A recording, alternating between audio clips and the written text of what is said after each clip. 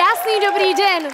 Společně s Matoušem jsme si pro naše soutěžící připravili jedno velké překvapení. Ak chcete vedieť, že o čo ide, tak sledujte náš špeciál až do konca. Ladies and gentlemen, začína sa The Voice Challenge!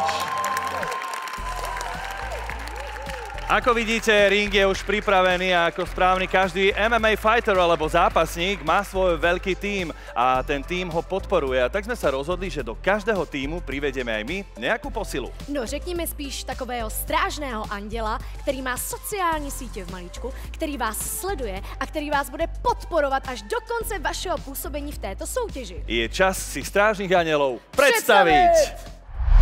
Ahojte, já jsem Tereza Mašková a budu se starat o tým Vojty Dika a právě věřím, že v jeho týmu je určitě vítěz The Voice Československa, takže nás sledujte a budu u toho s vámi. Mějte se, ahoj. Čaute, zdravím z dovolenky. Moje meno je Queen Plačková, alebo Zuzana Plačková, pre tých, čo ma nepoznajú. A práve ja budem podporovať tým môjho dobrého kamaráta Kaliho, pretože si myslím, že je víťazný.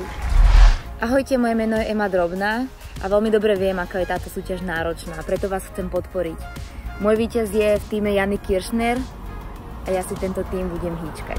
Ahoj, všechny vás zdravím na dálku, jsem v Arizoně, takže jsem hodně daleko, ale i na dálku fandím týmu úřadujícího vítěze Pepe Vojtka a doufám, že se postaráme o to, abychom to vítězství a to, že zlopomyslný jen tak někomu nepředali. Takže týme, držte se, jsem s váma a vidíme se brzo. Ahoj.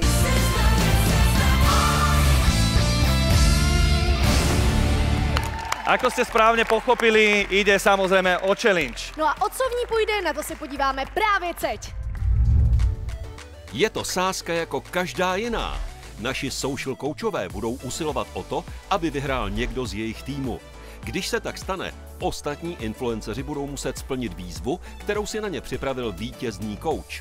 Co je předmětem výzvy, je zalepeno v červených obálkách. Ty otevřeme až po vyhlášení vítěze The Voice Československo 25. května v přímém přenosu na Novaplus.cz a Markíza.sk. Ahoj! Ahoj! Ahojte! Nepůjde ale jen o sázku. Naši noví hráči jsou zároveň i superfanoušky svých týmů.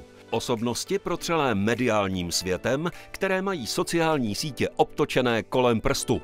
Své svěřence by proto měli i dokonale připravit na realitu showbiznisu po skončení soutěže. Moje zbraně můžou být maximálně ty, že je podpořím, jak budu moct.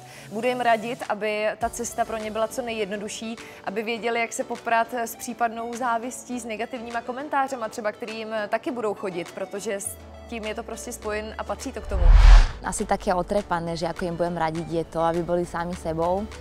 Naozaj je to asi to najhlavnejšie, pretože podľa mňa, keď je niekto v nejakej póze, tak je to ľahko vycítiteľné. Tak ja si myslím, že v tejto súťaži je tým Kaliho určitým spôsobom podceňovaný, pretože Kali je reper a nie je spevák. A myslím si, že práve to ma tak zaujalo ísť do týmu Kaliho, skrz toho, že ukázať tým ľuďom, že my prostě na to máme a my to vyhráme a ja vlastne ani nepochybujem o tom, že my bychom to nevyhrali. Že prostě jsem si tím prošla, tak vím, jaké to jsou nervy, tak když budou na mě mít cokoliv, tak se jim pokusím poradit a pomoct, ale to, co říkám pořád, hlavně je důležitý být sám sebou a užívat si to. The Voice Challenge sledujte na všech sociálních sítích The Voice Československo a televize Nova a Markíza, na profilech Zorky Hejdové, Zuzy Plačkové, Terezy Maškové a Emy Drobné. Veškerá jejich videa, fotky, provokace i výzvy sledujte pod hashtagem The Voice Challenge.